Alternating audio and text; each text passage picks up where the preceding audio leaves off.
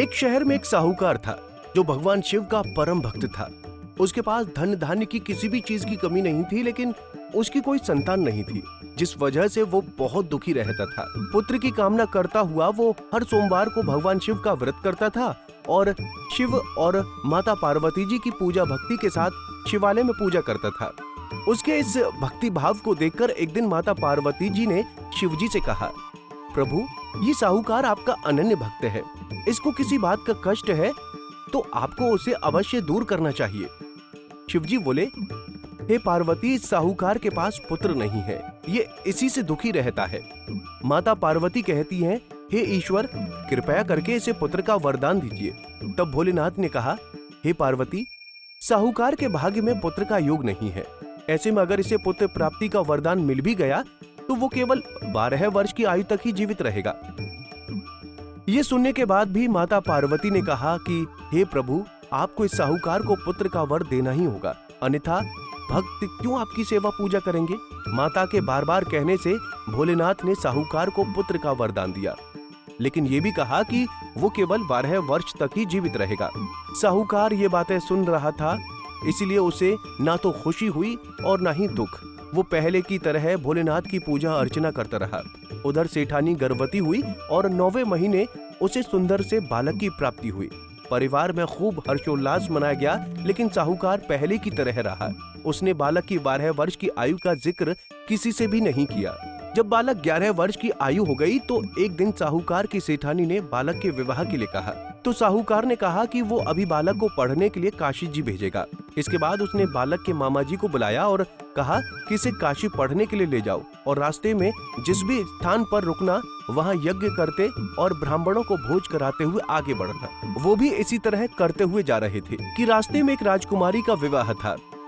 जिससे उसका विवाह होना था वो एक आंख से काना था। तो उसके पिता ने जब अति सुंदर साहूकार के बेटे को देखा तो उसके मन में आया कि क्यों ना इसे ही घोड़ी पर बिठाकर शादी के सारे कार्य संपन्न करा लिए जाए। तो उन्होंने मामा से बात की और कहा कि इसके बदले में वो अथाह धन देंगे, तो वो भी राजी हो गए।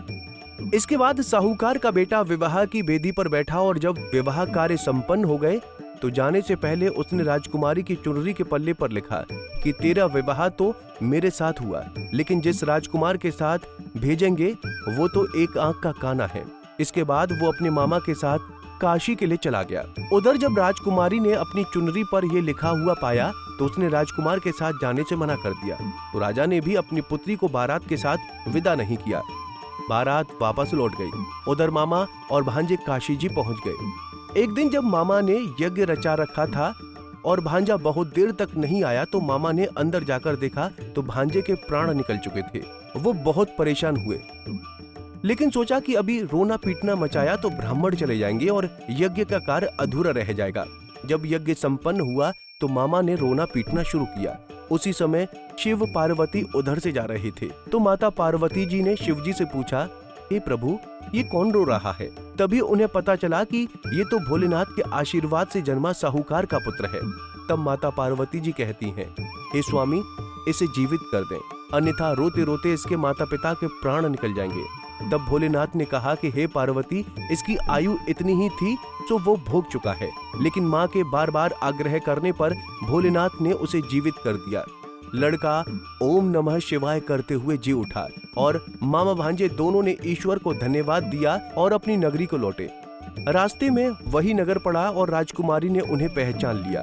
तब राजा ने राजकुमारी को साहूकार के बेटे के साथ बहुत सारे धन धान्य के साथ विदा किया। उधर साहूकार और उसकी पत्नी छत पर बैठे थे।